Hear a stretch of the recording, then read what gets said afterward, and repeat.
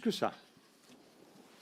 Je vous remercie, Monsieur le Ministre. Nous n'avons donc plus d'autres questions. Le débat est clos. Madame la Présidente, je m'y engage devant vous. Très bien. Avant de passer au second débat, je suspends pour 2 minutes.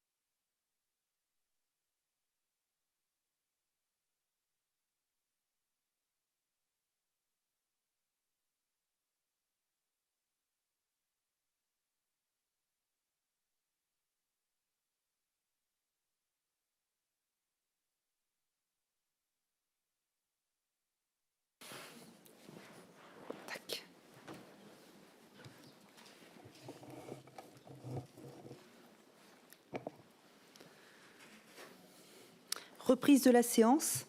L'ordre du jour appelle le débat sur le thème « L'école inclusive, une réalité ». Ce débat a été demandé par le groupe GDR-NUPES. À la demande de ce dernier, il se tient en salle Lamartine afin que des personnalités extérieures puissent être interrogées.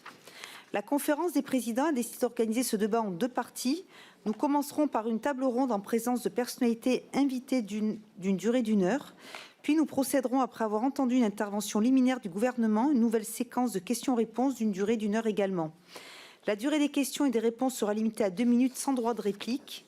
Pour la première phase du débat, je souhaite la bienvenue à Madame Aurélia Sarrazin, secrétaire nationale du SNES-FSU. Madame Mireille Battu, membre du collectif Parents du 94.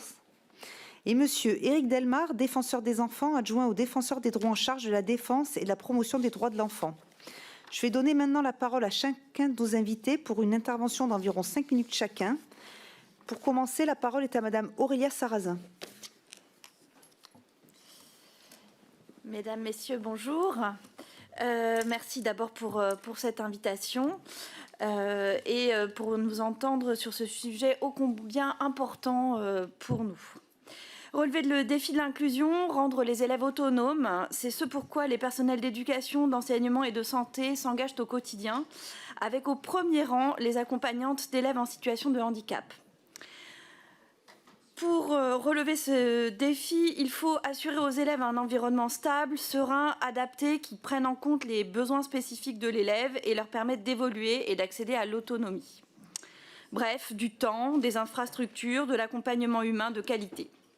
L'engagement des AESH est sans faille pour les élèves, malgré les conditions difficiles et l'isolement dans lesquels elles exercent. Tout cela ne suffit pas à pallier tous les manques et les méfaits causés par la gestion comptable de la pénurie et de la prise en charge du handicap à l'éducation nationale. Ce que nous constatons sur le terrain est alarmant, du point de vue des personnels, de leurs droits, de leurs conditions de travail, et cela a des conséquences catastrophiques sur l'inclusion des élèves ou parfois même leur non-inclusion et leur exclusion de ce droit fondamental. Je vais m'attacher à détailler les conditions de travail des AESH et je vous demande de garder toujours à l'esprit que celles-ci ont de très lourdes conséquences sur la prise en charge des élèves et que ce sont eux qui constituent notre priorité. Ce qui prime malgré tout dans ce que nous pouvons observer, ce sont les chiffres, pas les êtres humains qui sont cachés derrière, ni les conditions dans lesquelles on prétend inclure les élèves en situation de handicap. Les AESH, donc, accompagnantes d'élèves en situation de handicap, sont amenés à accompagner jusqu'à 11 élèves âgés de 3 à 20 ans et qui présentent des besoins extrêmement divers en termes de prise en charge et d'accompagnement. 80% des AESH sont titulaires d'un baccalauréat au moins, 92% d'entre elles sont des femmes et elles exercent à 98% à temps partiel. Vous comprendrez bien qu'un tel chiffre ne peut pas s'expliquer autrement que par une politique de recrutement choisie par le gouvernement. Ce temps partiel est bien entendu un facteur de stress pour les élèves et pour les personnels. Un salaire de 897 € par mois en moyenne selon les chiffres du ministère de l'Éducation nationale. Tous ces éléments expliquent le manque d'attractivité du métier et le turnover particulièrement important que l'on observe dans la profession, démissions et difficultés de tous ordres. Les quotités de travail que l'on observe, si j'ai parlé de 24 heures la plupart du temps qui correspond à l'accompagnement d'un enfant en école maternelle ou élémentaire, ce temps partiel peut être plus bas, 15 heures, 12 heures, 9 heures. Nous avons des collègues qui nous appellent régulièrement dans des situations absolument dramatiques parce qu'elles sont contraintes d'accepter des postes de 9 heures de travail sur des zones géographiques extrêmement étendues et avec des prises en charge d'élèves extrêmement compliquées avec une formation indigente. En parallèle, de nombreux élèves notifiés n'ont pas d'AESH ou bien ne bénéficient pas du nombre d'heures d'accompagnement auxquelles ils ont droit. Sans même que leurs parents en soient parfois informés. Pour nous, il y a le SNES-FSU, il y a là une aberration. D'un côté, nous avons des besoins non pourvus et des élèves en souffrance, et de l'autre, nous avons des personnels en souffrance à qui l'on refuse des temps pleins.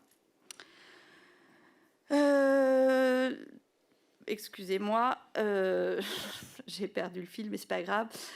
Donc, les AESH sont les premiers témoins du non-respect du droit des élèves et de la souffrance que l'institution leur inflige. Elles voient les PIAL, les pôles inclusifs d'accompagnement locaux, mettre les élèves en concurrence entre eux. Quand on accompagne plusieurs élèves et qui sont dans 2 groupes différents, comment décider avec lequel aller? Est-ce que j'irai en anglais avec tel élève ou bien en espagnol avec tel autre? Ou bien est-ce que j'irai dans le premier demi-groupe ou dans le deuxième? Des choix extrêmement difficiles qui sont souvent laissés à l'appréciation seule de l'AESH, extrêmement isolée dans son métier. Tout cela, eh bien, cela a une finalité, c'est la gestion de la pénurie par les PIAL, qui se contentent d'une gestion comptable pour augmenter sur le papier le nombre d'élèves accompagnés et faire du saupoudrage au mépris des besoins de l'élève. On observe que parfois des élèves sont accompagnés sur 1 ou 2 heures par semaine, alors que l'équipe pédagogique voit bien qu'il y a un besoin beaucoup plus important que celui-là. Bref, des situations extrêmement difficiles sur lesquelles je reviendrai peut-être plus tard. Pour le SNES, il faut assurer aux élèves comme aux AESH un cadre stable et sécurisé qui permette aux élèves de gagner en autonomie et assurer la continuité de l'accompagnement dans le respect de chacun et de chacune. Reconnaître le métier d'accompagnant d'élèves en situation de handicap, ses qualités, reconnaître la pénibilité du métier et du travail effectué, assurer une juste rémunération. Cela passe nécessairement par la création d'un corps de catégorie B, un employeur unique et une revalorisation salariale substantielle. Merci. Je vous en prie. Merci, Madame Sarrazin. La parole est à Madame Mireille Batty.